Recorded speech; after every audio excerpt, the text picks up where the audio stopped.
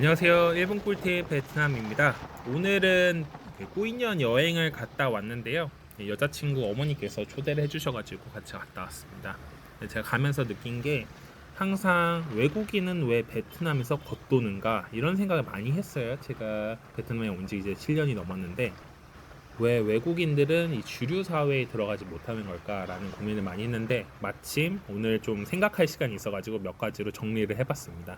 특히 장기 거주를 하시는 분들은 이런 걸 많이 느끼실 거예요. 뭔가 외국인은 동떨어져 있다. 이 주류 사회에 편입이 되기는 좀 어려운 것 같다. 왜 나는 항상 좀 상류층 사람들을 만나지 못하는 걸까? 이런 고민도 있었을 거예요. 이런 이야기를 한번 정리해 보고요. 어떻게 하면 우리가 주류 사회에 편입을 할 수 있을까에 대해서도 한번 말씀드려 보겠습니다. 그럼 출발하시죠. 네, 본격적으로 말하기 앞서서 오늘 여행에 대해서 말씀을 드리면 제가 오전 7시에 출발을 했는데 밤 6시 30분에 도착을 했습니다. 거의 12시간이 걸렸어요. 꾸인현이라는 도시가 좀 작은 도시예요. 네, 이쁘긴 한데 아직까지 발전이 그렇게 된 곳은 아니고 유명하지도 않습니다.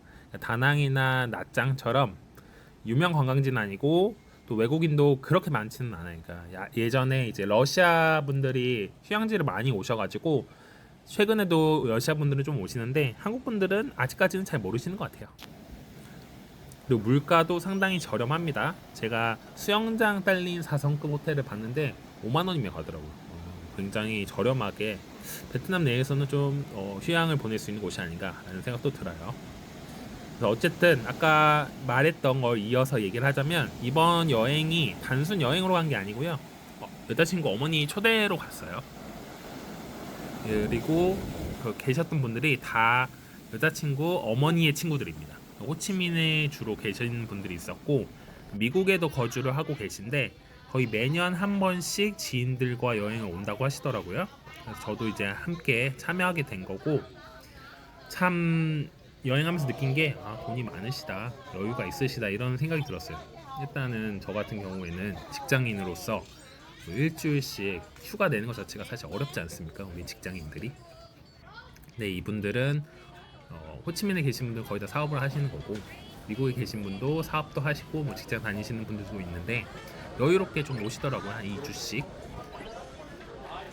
그리고 이제 비용적인 측면에서 저도 좀 걱정을 했는데 14명이 출발을 하는데 30인 이상 29인승 버스 빌리더라고요.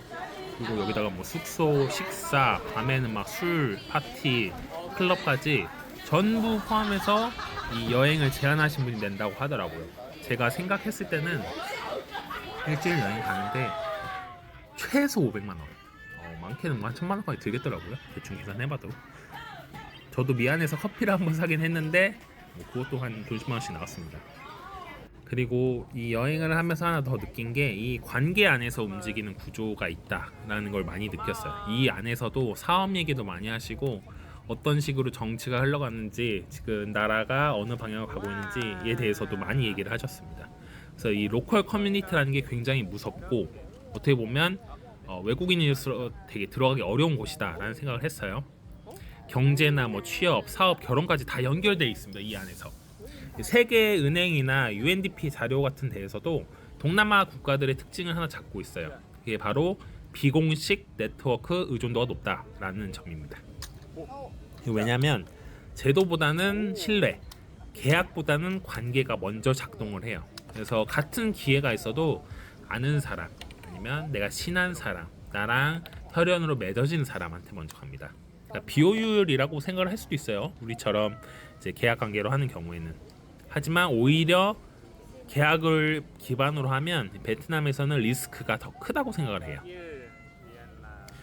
그래서 베트남의 인간관계를 보면요, 뭐 한국이랑 똑같아요. 결국에는 학연, 지연, 혈연이에요. 학연은 뭐 같은 학교 선후배 네트워크인데 한국과 비슷하지만 차이가 하나 있어요. 좀 더 실질적으로 작동을 하고요. 그리고 그 학연이 제일 약한 것 같아요. 그러니까 오히려 지연이 이제 한국에서는 좀 약하다고 생각을 했는데 베트남 오히려 지인에 대한 신뢰가 더 높은 것 같더라고요. 그래서 같은 지역이나 고향이나 이런 것들이 이 지역에서 뭔가 하려고 한다면 굉장히 강하게 작동을 합니다.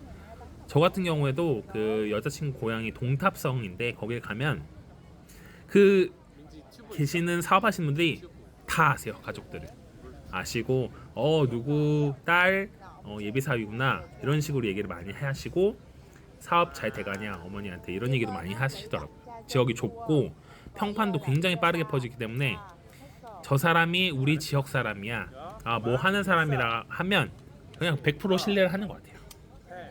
그리고 마지막으로는 이제 혈연이죠. 혈연은 베트남에서도 너무 중요해요. 거의 대부분의 기업들이 중소기업이 많습니다. 베트남이 95%가 중소기업이라고 하고요. 그 중에서도 가족 기업의 비중이 굉장히 높은 국가입니다. 그래서 외국인들은 딱 봐도 뭔가 어렵죠. 학연이 있겠습니까? 저희가 뭐 지연이 얼마나 있겠습니까? 혈연은 더더욱 없죠. 그렇기 때문에 베트남이 기회가 많다고 하는데 실제로는 이 파고들 틈이 그렇게 많지는 않아요. 그래서 관계 안에 있는 사람에게 먼저 다가가는 방법을 좀 배우셔야 될 필요가 있습니다. 실제로 뭐 빈 그룹이라던가 마산 그룹이라던가 아니면 뭐 호아파 같이 철강 그룹 많이 있는데요. 그 자식들한테 승계를 굉장히 많이 해요. 우리나라도 뭐 재벌 기업 이렇게 자식에게 승계한다고 하는데 베트남이 더 강합니다. 여기는 그냥 대놓고 주식도 만들어주고요. 사게끔 해주고 눈치도 안 봅니다. 뭐 한국만큼 뭐 상속세나 이런 게 강한 것도 아니어가지고 그냥 뭐 공산 국가가 맞나라는 생각도 들어요. 사회주의 국가 아니고 오히려 더 자본주의 민주주의처럼 자유롭게 부를 이양하는 그런 시스템이 되어 있어요.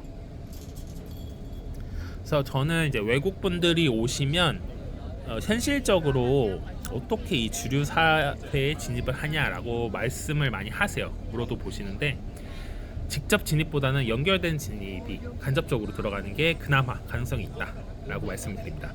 학연 같은 경우에는 장기 거주 생각하시면 로컬 대학원 가보는 것도 괜찮다고 생각을 해요. 일 하시는 분들도 주말 통해서 갈 수 있거든요. 대학원 같은 거 이제 석사 따로 가시면 나쁘지 않죠. 거기 가면 일단은 인맥이 좀 생기고 중산층 이상 네트워크예요. 다 석사할 정도면 돈이 꽤 있는 집이거든요. 그리고 뭐 가장 쉬운 건 사실 가족 연결인데 이게 평범한 집안이랑은 결혼하는 경우가 많습니다. 외국인들이. 근데 상류층이나 아니면 지역에서 좀 호빵이 낀다 하는 분들은 만나기가 그렇게 쉽지는 않아요. 왜냐면 그런 가족분들 여성은 사실 외국인에 대한 선호가 엄청 높지는 않습니다. 예를 들면 제가 뭐 한국에서 왔는데 영어는 잘 못해요. 뭐 떠듬떠듬하고 뭐 돈도 없어요. 그럼 뭐 외모도 그래요. 그러면 안 만나죠. 당연한 거 아니겠습니까? 뭐 외모가 뛰어나든 주변에 보면 이제 외모가 뛰어나거나 아니면 경제력이 정말 좀 괜찮으신 분이거나 아니면 똑똑하거나 영어를 되게 잘하고 이런 분들은 좀 상류층이나 그 지역 유지 정도는 좀 만나시는 것 같더라고요. 저도 그런 것 중에 하나가 있으니까 이제 좀 연애를 했던 것 같기도 하고 베트남에서는 이 단기적인 관계는 신뢰를 하지 않기 때문에 좀 장기적으로 이렇게 파고 들어야지 거주를 하시고 나중에 뭔가 기회를 볼 수 있고 이런 게 있는 것 같습니다. 그래서 오늘은 꾸이년 여행 가면서 외국인으로서 왜 베트남은 이럴까에 대해서 한번 고민을 해봤고 나름의 답을 찾아봤는데요. 저처럼 장기적으로 베트남 거주를 꿈꾸시는 분들은 빨리 방법을 찾긴 하셔야 됩니다. 외국인으로는 사실 여기서 살아남는 게 한계가 있는 것 같아요. 오늘도 영상 봐주셔서 감사합니다. 1분 꿀팁 베트남이었습니다.